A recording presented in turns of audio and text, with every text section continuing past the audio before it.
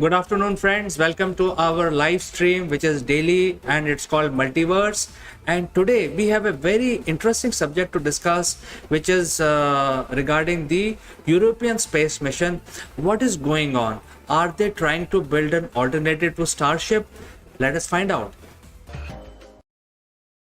Well, the big question is Europe building its own Starship? We know for sure that Elon Musk and his company is actually perfecting the Starship with not only sending heavy payload to the lower Earth orbit, also to the moon and also to the Mars. So they are already taking leaps and bounds towards this particular goal, and there is sort of a race now emerging again, because now the Chinese program is taking shape. Indian ISRO program is also has announced many missions in years to come, and now the European Space Agency. We know that the European Space Agency is the workhorse of sending satellites into the space. And I mean, they have perfected their Ariane program. And if you have a very heavy satellite, any country can build a satellite, approach them as a space launch vehicle, and they actually shoot their Ariane 64 from the French Guyana, which is part of the European Space Agency, ESA. And they actually send satellites for various countries. So even though there is no space program in that country, a country can decide to manufacture a satellite or lease the manufacturing of a satellite, send it using ESA.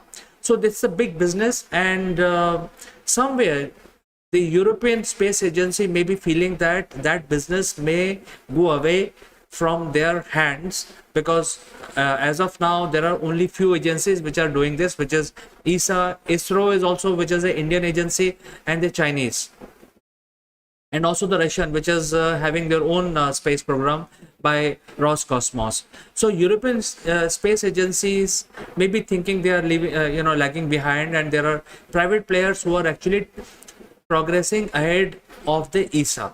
So there could be a reason which is propelling them to do something in this area. And recently we came to know that they are working on their own Starship type spacecraft, which is called SUSI in short, and full form of SUSI is Smart Upper Stage for Innovative Exploration. So they are working on only the upper stage, and the whole point about Starship is that Starship has to be reusable, and when it basically return back to Earth, enter into the atmosphere, it should be able to land vertically, so that within few hours or few days it can be sent back to space again.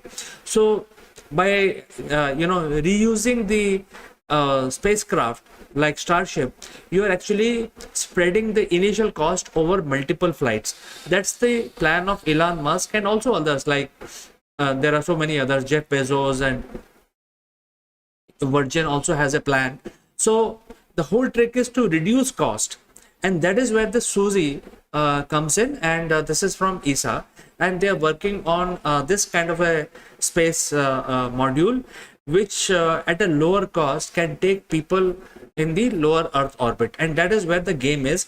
So they are now entering into the game of sending people to the lower Earth orbit, sending satellite to lower Earth orbit, and probably have a re-entry mechanism built into this, and the reusability. And that is why the SUSI is so exciting, because another player is now entering the race. And while this is going on, the whole contraption of SUSI will fit on their reliable Ariane 64 rocket. Now, as I told you in the beginning, that Ariane 64 is a very well, very well designed space launch vehicle, which is used by many countries for launching their satellite. And if you remember last year or a couple of months back, the JWST was also launched on this platform, and it worked flawlessly. So they have perfected the art of sending satellites, and their services are available to any country which want to send their satellite for communication, civilian or purposes, using Ariane. Because building a rocket and developing a space program is very expensive. Since space agencies, European space agencies has already developed it, now it is available for others to pay money, pay rental or pay money, the cost of the flight, and use their Ariane 64 launch vehicle. So Suzy will be fitted on the top of the Ariane 64. So they have the platform already in place. What they needed is the space module, which is comparable to Starship, Elon Musk Starship. So it has to be sent to the space, and it will then complete its mission, then fly back, and must have the capability to withstand the re-entry heat, and then land vertically, so that with minimum effort, minimum refurbishment, it could be blasted back into space in a very short period of time. In couple of days preparation, you can shoot it back into the space. And this is what the ESA is planning to do with Suzy. So ESA, European Space Agency, Suzy is the spaceship.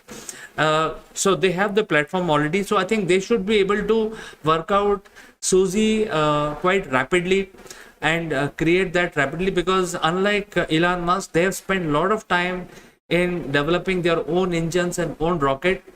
In case of ESA, they already have the engine and they already have the launch vehicle, which is perfected. So considering this whole idea of using the Ariane 64 launch platform, the design parameter of Suzy are mostly determined by the rocket launch itself, I mean the launch vehicle itself, because it cannot happen that the Suzy dimensions overshoot the Ariane 64 rocket dimension.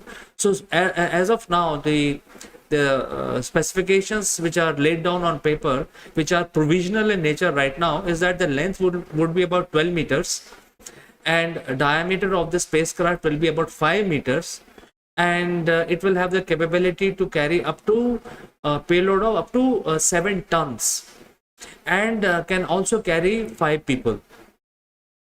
So these are the parameters that the ESA is working on for Suzy, and I think since they don't have to spend their energy on the rocket system, they can work very rapidly developing this kind of a spacecraft, and then compete with others, Jeff Bezos and Elon Musk, so that this whole thing becomes a viable space launch vehicle. And you know what happens if there are competition, then the users of that product gets advantage, the price comes down, because there are various agencies, they will start competing with each other. So if ESA is entering this space, I think it's going to be good for consumers. Consumers are essentially countries, because they can send their people, astronauts, cosmonauts, and space travelers. Also, the space tourism is opening up in a very, very big way. People with a lot of money, they can actually buy expensive ticket for a space flight, because space is the final frontier, as we know that. So if you have already finished all your destinations, like different tourist destination on Earth, you may have also gone down under the ocean, but you have not gone into the space. So this is one area where agencies like ESA, Elon Musk, and all of these kind of companies can make a lot of money. So there are rich and famous who would like to take a ticket to the space, and if ESA is ready, they can also join this race, or provide that facility to take people in space for a recreation for a day or two, give them experience, and then safely bring them back. So this is where the things are. There is another thing which is important to note here, and this will actually give you idea where Suzy stands at this point in time. You see, what has happened is that because of the Ukraine war, and the International Space Station was a collaboration of 7 to 9 countries, and to keep it operational, when we say that to keep the space station operational, you have to constantly visit the space station and take the supplies from Earth to the space station. So since the Americans basically retired their space shuttle program, the only mechanism to go to space station is the Soyuz, because that is still running. And now with a lot of these embargo on Russia and all that, there is a lot of confusion between the West and Russians, and because of that, Soyuz plan may not be viable, in the sense that politically it not be viable. So they may be looking for alternatives.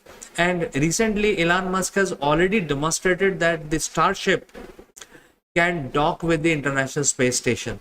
So here is an opportunity for Suzy to take up the role of Soyuz, and that is another compelling reason to develop this platform. And that is why it is very, very compelling. And people who follow the space news, I think they should be, or they would be aware that when a spacecraft has to dock with another spacecraft, you need an airlock system. So as of now, there are two airlock systems which are available in space station. One is an American design and other one is a Russian design. So when the supplies and the astronauts or cosmonauts are actually traveling to the space station, they travel through Soyuz, and Soyuz has the capability to dock into the Russian airlock. So Suzy will have to look at the American design so that they can actually and enable their spacecraft to dock with space station on the American airlock. So I think these are some of the challenges, these are some of the requirements, and where the business is going to come, it's all what I have told you today. If you have any comments, you can send your comments. And we are in the multiverse section of Akulmach, and this is a daily live stream. You can actually join me live also tomorrow at 12 o'clock sharp. If you have any suggestions, do send in your comments, and thanks for watching. I will see you tomorrow again.